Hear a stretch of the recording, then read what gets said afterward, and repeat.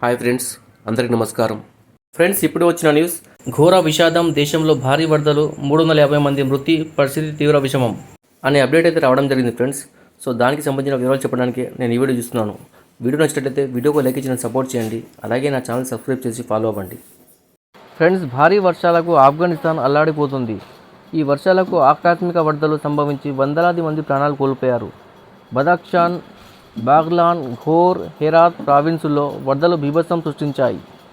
ముఖ్యంగా బాగ్లాన్లో పరిస్థితి అత్యంత దారుణంగా ఉంది. ఆ ప్రావిన్సులో భారీగా ఆస్తి నష్టం సంభవించింది. ఇప్పటి వరకు 300 మందికి పైగా ప్రాణాలు కోల్పోయినట్టు ఐక్యరాజ్య సమితి వెల్లడించింది.